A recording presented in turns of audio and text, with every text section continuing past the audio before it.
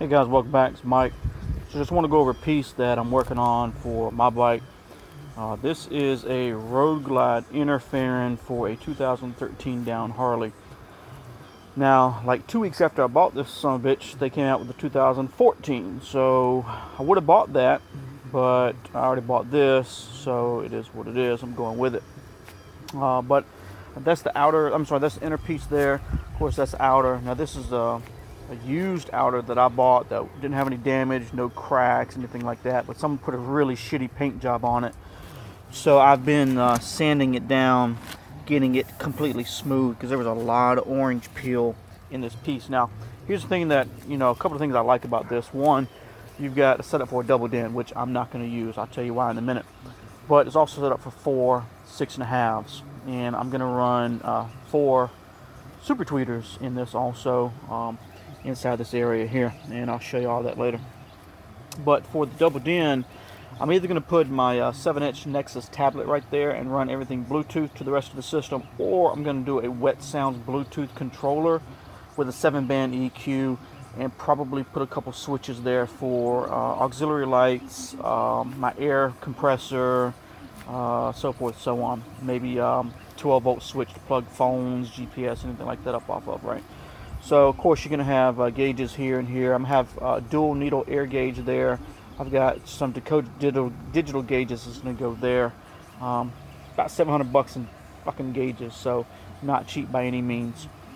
This piece is made by Fairing Factory. All right, it's a really good piece out of the box.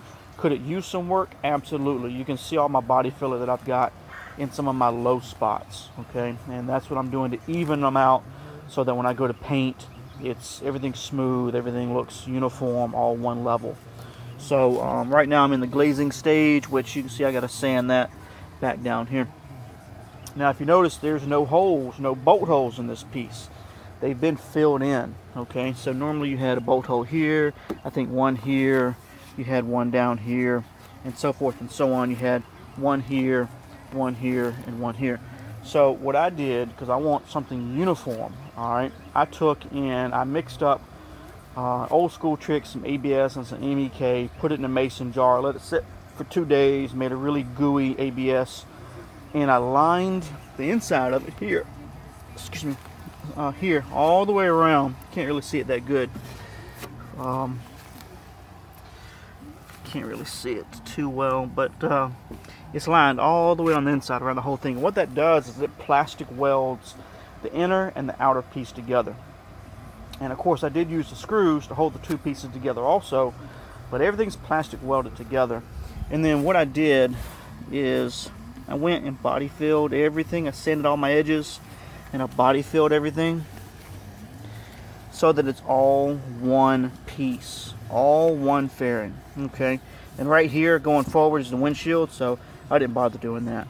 But that way it's all one piece. So when I get done, there's not going to be any seams, there's not going to be any gaps, there's not going to be a difference between the inner and the outer fairing. It's all going to be one piece, no bolt holes, none of that mess. So right now I probably got around 20-25 hours in this piece, because the whole piece has to be sanded down. There's a really shitty outer paint job on the purple that whoever owned this piece before me had a lot of orange peel, so all they had to be block sanded smooth so that when I go and lay my primer, it's going to be smooth. And of course I still wet sand my primer just to make sure it's smooth. Even though I do a 4-to-1 and 10%, I'll still make sure it's smooth by wet sanding with probably 1500 grit, and then go back over my base and clear. So that's what I've got going on right here with this piece. Matter of fact, as you can see, this is a little bit of the liquid ABS that I used. There was 2 holes here to hold the inner to the outer, but the outer didn't have any bolt holes for these to go to, so there's no screws there, but I still went ahead and filled those in, and I got to sand those down. So really awesome piece.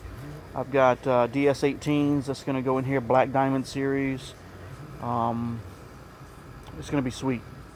So just kind of stay tuned, and we'll keep going at it. Nice. I'm going to love this piece, really. All right, see you next time.